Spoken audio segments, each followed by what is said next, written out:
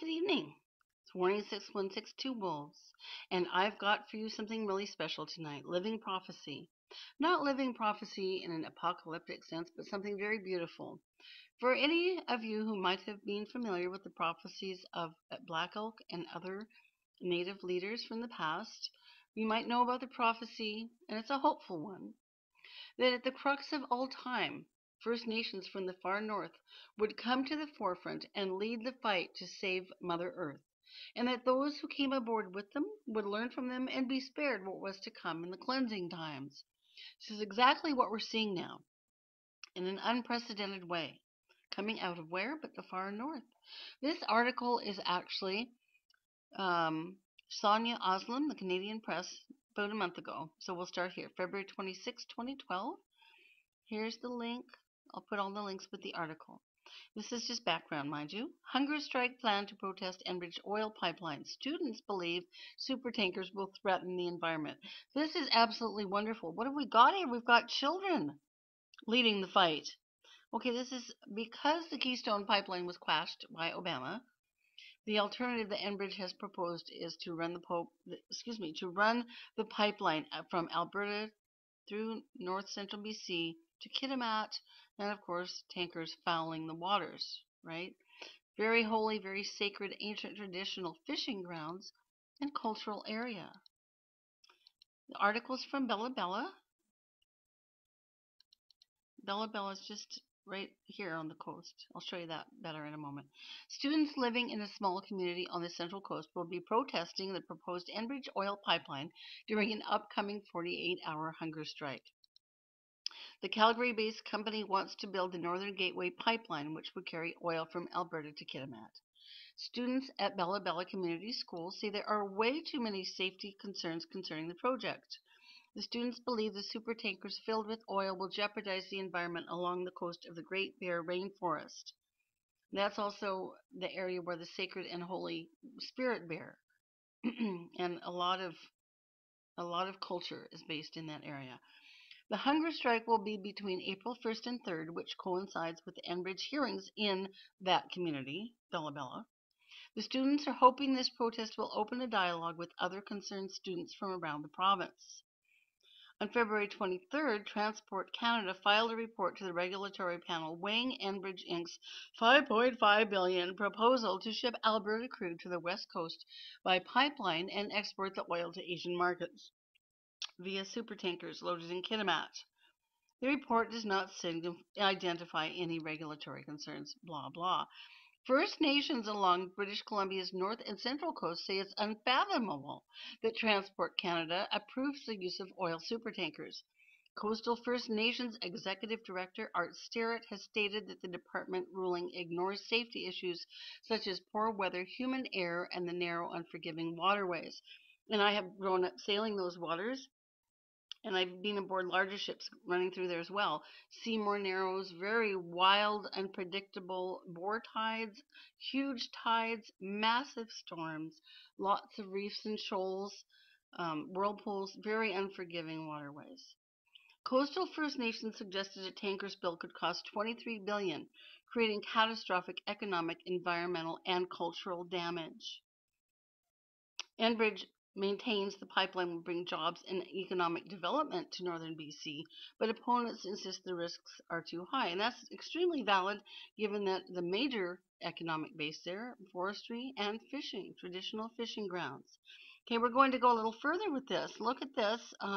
Not only are children and First Nations leading this strike, well, so are college kids.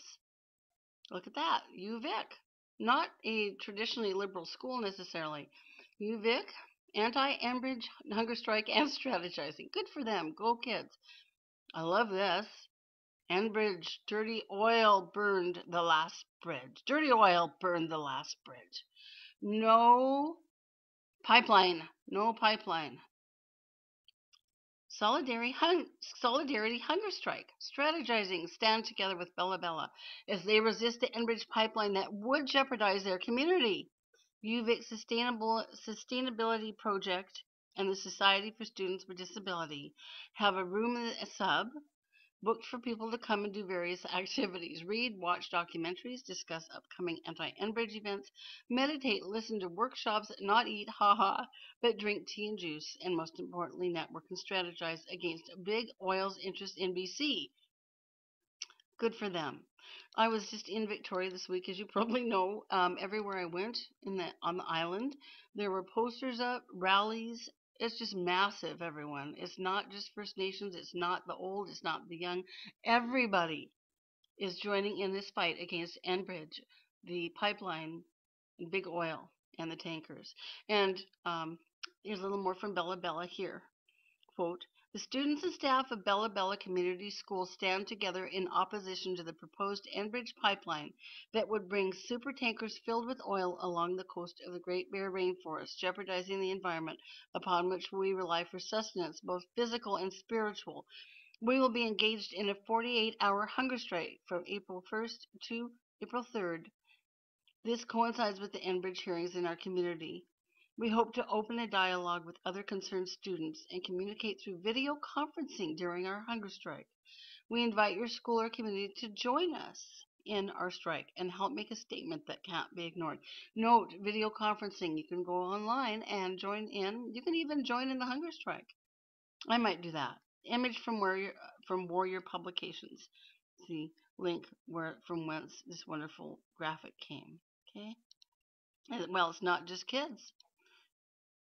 Municipalities vote to oppose oil pipeline and tankers. Now, when has this ever happened?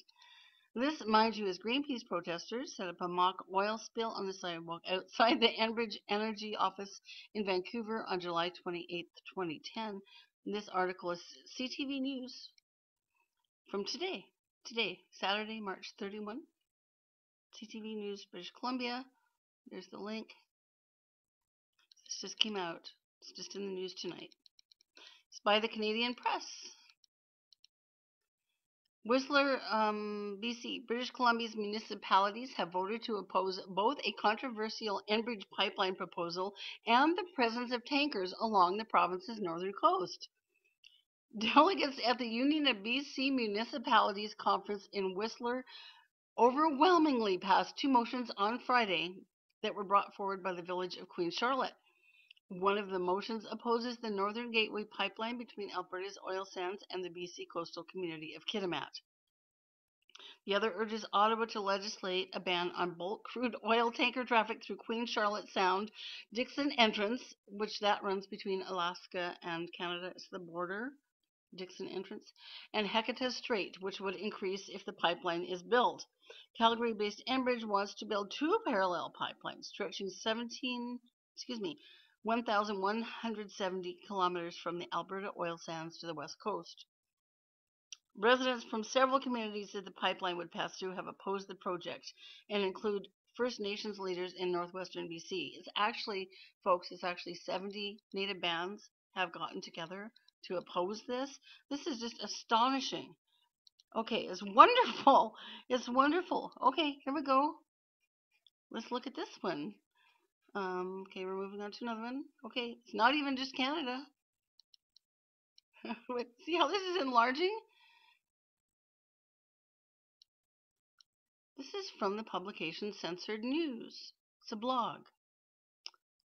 http://bsnorel.blogspot.com 2012. Rights of Mother, mind you, let me point this out as well. Rights of Mother Earth Gathering, Haskell, Kansas, April 4 through 6, 2012, live broadcast. Okay, so look that up. I nearly did a story on that, but this superseded it. Okay, this is just so outstanding. It's so wonderful. Lakota Hunger Strike joins Bella Bella, March 31, 2012. Lakota. Okay, now we've got bands that have traditionally not been friendly with one another in two different countries, in two sides of the medicine line, joining together. So we've got municipalities saying no. This is just, from a First Nations perspective, this is just plain exciting. Saturday, March 31st, 2012, today. Lakota Hunger Strike joins Bella Bella, March 31st, 2012. Here's the poster. Lakota hunger strike joins Bella Bella, BC. 48-hour hunger strike. No tar sands, oil mines, Keystone XL or Enbridge oil pipelines, heavy hauls on Indian lands, supertankers, none of those.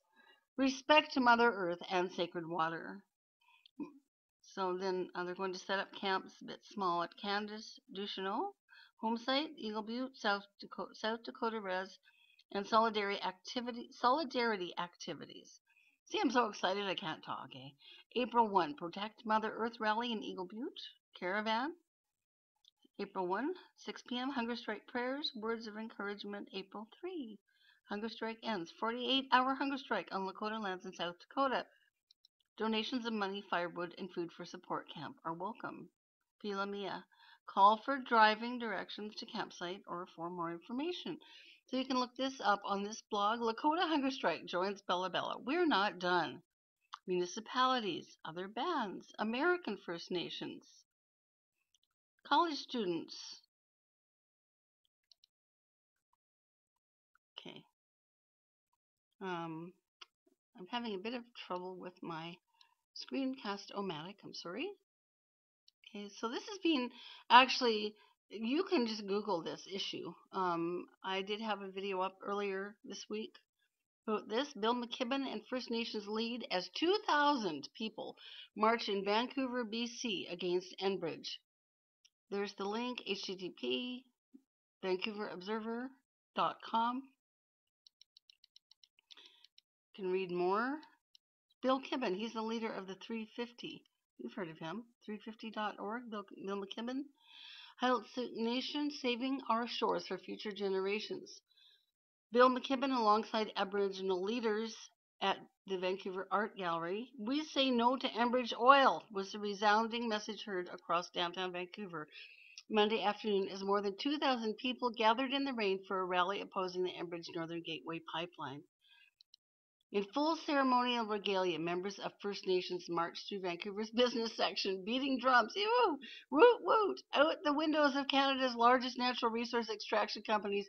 Employees looked down at them, and behind them a procession of mostly well-dressed, mostly 20-somethings followed, chanting anti-pipeline slogans. But this is across ages. It's not just the younger folks. Led by Aboriginal leaders and the environmental group Forest Ethics, the peaceful protest attracted a large, enthusiastic crowd reminiscent of Occupy Vancouver. McKibben said, along with protecting this most beautiful coastline and along with protecting all the people and other creatures that have been here for so long, you also have the great honor and the great burden of having to help protect the rest of the planet, McKibben said in addressing Aboriginal leaders.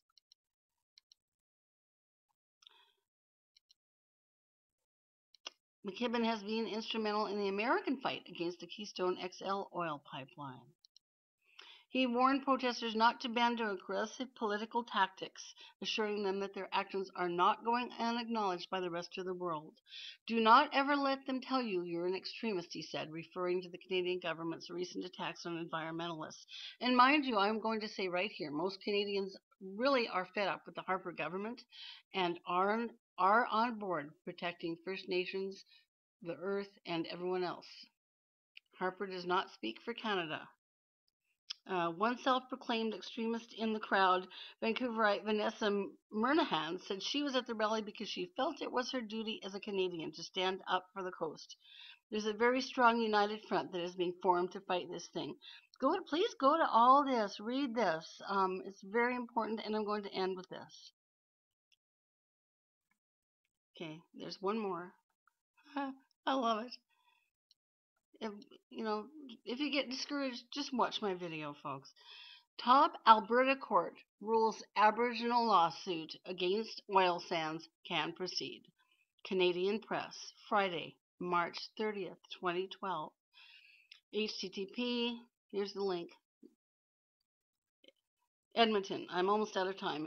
Alberta's top court says a Northern Aboriginal group's lawsuit claiming damages for 15 years of energy development on traditional lands can proceed. They ruled in favor of the First Nations. It's a beginning. All right, on that note, everybody, with great Thanksgiving to Heavenly Father to Creator. Honor to the First Nations people. I stand with you, cousins. Two Wolves out.